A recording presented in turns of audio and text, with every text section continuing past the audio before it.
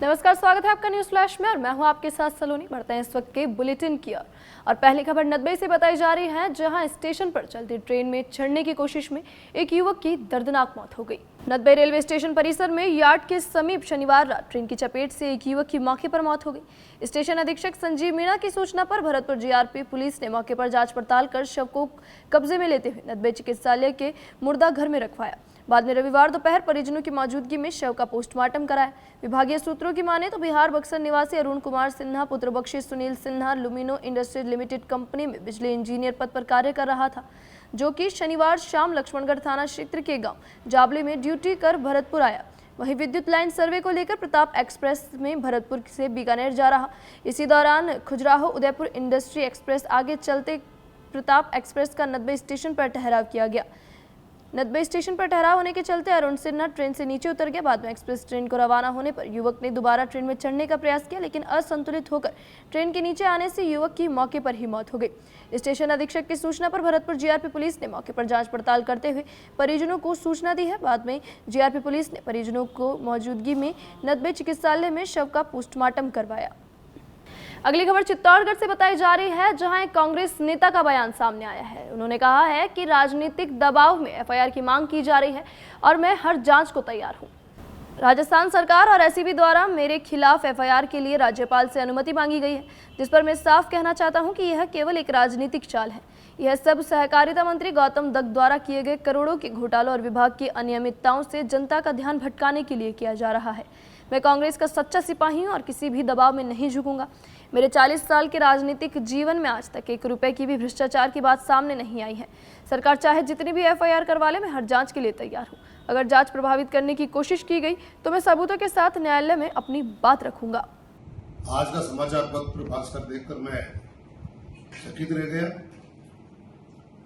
और ये भी सब मेरे ऊपर जो दोषारोपण किया गया है, मैं ये महसूस करता हूं कि संभवतः यह मीडिया का ही कमाल है। मीडिया ने कुछ दिन पूर्व वर्तमान सहकारिता मंत्री गौतम कुमार जी दत्त के खिलाफ जो भ्रष्टाचार के आरोप पोस्टरों के द्वारा जनता ने लगाए हैं, उसको मीडिया पर चलाया।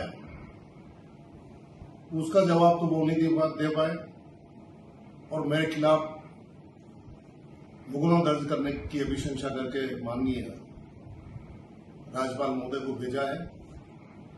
तो इसका तो समय पर मैं पूर्ण रूप से जवाब दे दूंगा, इसमें तो कोई दो राय नहीं है। मैंने मंत्री रहते ऐसा कोई कृत्य नहीं किया। ये तो सहकारिता विभाग के कर्मचारियों से, राजस्थान के किसानों से जो सहकारिता से जुड़े हुए उनसे, कि जितना नवाचार उदयलाल आजना के मंत्री रहते हुए सहकारिता विभाग में हुआ है, उतना किसी भी कार्यकाल में कभी नहीं हुआ है। और कोई आरोप पूरे 5 साल तक नहीं लगे हैं। और यहाँ 1.5 साल के अंदर जयपुर में चौराहे पर पोस्टर लग रहे हैं और मीडिया चिल्ला रहा है करोड़ों रुपया घोटाला हो गया और कोई बोल नहीं रहा है। माननीय मोदी जी का नारा है कि ना तो खाऊंगा ना खाने दूंगा। मैं माननीय मुख्यमंत्री जी से निवेदन करता हूं कि कम से कम अपने प्रधानमंत्री का नारा तो सही साबित करावें। आपके कार्यकाल में इस प्रकार के भ्रष्टाचार क्या आरोप लग रहे हैं, मेरे खिलाफ जरूर आप एफआईआर दर्ज करावें, मुझे कोई आपत्ति नहीं है, मैं सामना कर लूंगा। लेकिन आपके मंत्री के ऊपर जो पहले मेरे से पहले भ्रष्टाचार के लग गए हैं, उनका भी आप गोपनीय रूप से भी जांच करा लेंगे तो आपकी आंखें खुल जाएगी।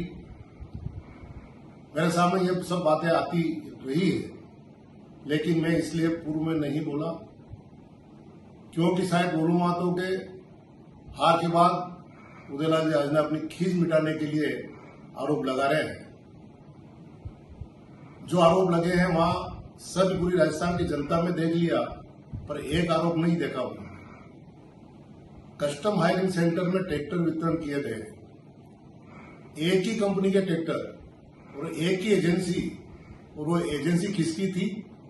कृपया इसकी ही जांच करा ले, एक सामान्य जांच है। तो जब इतना खुला भ्रष्टाचार हो रहा, उसके ऊपर मेरे ऊपर आरोप लगाए गए, तो मैं इसको गंभीरता से इसलिए नहीं लेता हूं कि मैं माननीय न्यायालय पर मुझे अभी तक पूर्ण भरोसा है। अगर कार्रवाई इन्होंने आगे बढ़ाई तो मेरे ये न्यायालय के अलावा और कोई रास्ता है नहीं है। और जनता जानती है कि उदयलाल आजना का चरित्र क्या है और वर्तमान सहकारिता मंत्री गौतम जी दत्त का चरित्र क्या है। कम से कम पूरा राजस्थान नहीं जानता होगा मुझे और गौतम जी को, तो चित्तौड़ जिला, बड़ीसाड़ी और ये क्षेत्र तो पूरी तरह से अच्छी तरह से जानता ही है।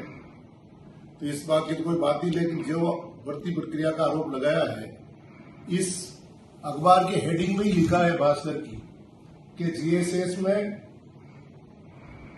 1100 मैनेजरों की नियुक्ति में फर्जीवाड़ा।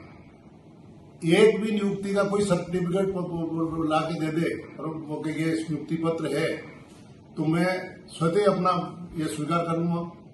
मैंने तो केवल स्क्रीनिंग प्रक्रिया को आगे बढ़ाने के लिए रजिस्ट्रार को निर्देश दिए थे कि मेरे पास जनप्रतिनिधियों के और समस्त राजस्थान के सहकारिता कर्मचारियों के विशेषकर व्यवस्थापकों के संगठनों के ज्ञापन मिले थे कि साहब हमें 20-20 साल हो गए सहकारिता में काम करते हुए, लेकिन अभी तक हमारी स्क्रीनिंग हो के हमें परमानेंट या स्थायी नहीं किया जा रहा है।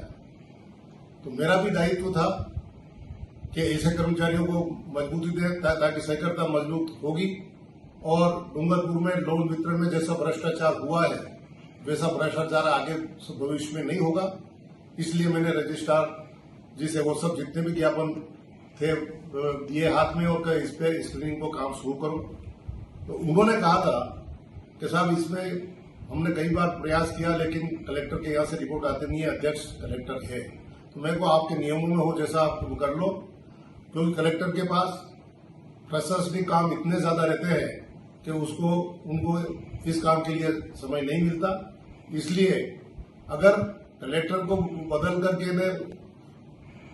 उप रजिस्ट्रार को, डिप्टी रजिस्ट्रार को लगाया है, रजिस्ट्रार ने किसको लगाया है ये मेरी जानकारी में नहीं है, उनको लगाकर स्क्रीनिंग करा ली तो कौन सा क्या गुना हो गया।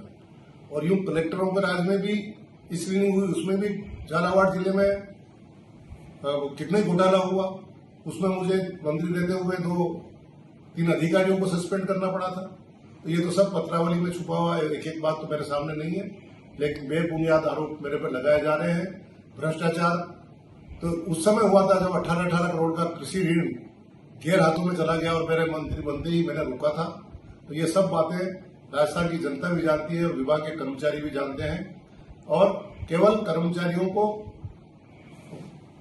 स्क्रीनिंग करके कि जो जीएसएस में काम कर रहे हैं व्यवस्थापक और सह व्यवस्थापक, उनकी योग्यता क्या है, उनके सर्टिफिकेट सही है कि नहीं है, उनके प्रमाण पत्र गलत है कि सही है कि फर्जीवाड़ा है कि कोई मुकदमे तो नहीं है, ये स्क्रीनिंग करके भेजने का काम था। और ये अनियमितता मान लो मैं जैसा आरोप लगा रहे हैं कि कलेक्टर को क्यों हटाया, तो कलेक्टर को हटाया तो उसके बाद ही कलेक्टर से तो रजिस्ट्रार ऊपर का अधिकारी है, रजिस्ट्रार तो वो स्क्रीनिंग की स्वीकृति देता, कलेक्टर तो स्वीकृति देता नहीं है। वो तो रिपोर्ट बना करके सहकारी कर्मचारियों के साथ मीटिंग करके रिपोर्ट बना के रजिस्ट्रार को भेजता है और निर्णय रजिस्ट्रार और सेक्रेटरी को लेना रहता है। मंत्री तक तो वो फाइल आती ही नहीं है। उसके बाद भी इतना हाईलाइट कि वो आजना ने कर दिया, छोटे मोटे मीडिया वाले लगा रहे कि अब तो महेश जोशी के साथ उदयलाल आजना भी जेल में। तो केवल अपने भ्रष्टाचार का आरोप छिपाने के लिए, वातावरण को ठंडा करने के लिए उदयलाल आजना के खिलाफ इस प्रकार का षड्यंत्र करके बदनाम किया जा रहा है। लेकिन न्यायालय में जाकर दूध का दूध और पानी का पानी हो जाएगा। अगर खबर भवानी मंडी से बताई जा रही है, जहां एरिया डोमिनेशन अभियान में बड़ी सफलता मिली है। 7 में से 6 वारंटी पुलिस के शिकंजे में है। जिला पुलिस अधीक्षक ऋचा तोमर के निर्देशन में चलाए जा रहे एरिया डोमिनेशन अभियान के तहत बूंदी पुलिस ने बड़ी सफलता हासिल की है। थाना प्रभारी रमेश चंद्र मीणा ने बताया कि पुलिस टीम ने 7 में से 6 वांछित वारंटियों को गिरफ्तार कर लिया। गिरफ्तार आरोपियों में सुभाष चंद्र वैरागी, संतोष राठौर, इमरान मुसलमान, भीम हरिजन और बनवारी लाल जैन शामिल हैं। पुलिस का अभियान आगे भी जारी रहेगा। खबर 12 से है, जहां किशनगंज पुलिस ने डकैती की साजिश रचते 5 बदमाशों को हथियारों सहित गिरफ्तार किया है। किशनगंज थाना पुलिस ने बड़ी कार्रवाई करते हुए डकैती की योजना बना रहे 5 आरोपियों को हथियारों के साथ गिरफ्तार किया है। थानाधिकारी विनोद कुमार मीणा ने बताया कि 31 मई की रात गश्त के दौरान मुखबिर की सूचना पर पुलिस टीम छतरी के पास काकदाड़ा रोड पर पहुंची, जहां अंधेरे में संदिग्ध अवस्था में बैठे 5 युवकों को घेराबंदी कर पकड़ा गया। तलाशी में उनके पास से देसी कट्टे, जिंदा कारतूस, चाकू, लोहे की सरिया, रस्सी, टेप और लाल मिर्च पाउडर बरामद हुआ। पूछताछ में आरोपियों ने पेट्रोल पंप पर डकैती की योजना कबूली। सभी पर पूर्व में भी गंभीर अपराध दर्ज है। गिरफ्तार आरोपियों में इतिहास अली, आशिक अली, मोहम्मद खालिद, शाहरुख और राजू नायक शामिल हैं। मामला कोतवाली पुलिस को सौंपा गया है। अगली खबर प्रतापगढ़ से बताई जा रही है, जहां जिला न्यायाधीश ने कारागृह का औचक निरीक्षण किया और बंदियों से बातचीत भी की। राजस्थान उच्च न्यायालय और राज्य विधिक सेवा प्राधिकरण के निर्देश पर प्रतापगढ़ की जिला और सत्र न्यायाधीश आशा कुमारी ने जिला कारागृह का औचक निरीक्षण किया। उन्होंने बंदियों को मिलने वाली सुविधाएं, भोजन की गुणवत्ता, साफ सफाई, पेयजल, शौचालय और महिला बैरक की स्थिति की समीक्षा की। निरीक्षण के दौरान न्यायाधीश ने बंदियों से सीधा संवाद कर उनकी समस्याएं सुनी और समाधान के निर्देश दिए। लीगल एड, मेडिकल सुविधाएं, सीसीटीवी और वीडियो कॉन्फ्रेंसिंग जैसे प्रावधानों की भी समीक्षा की गई। अभी तक के लिए इतना ही और खबरों के लिए बने रहिए न्यूज़ फ्लैश के साथ। नमस्कार।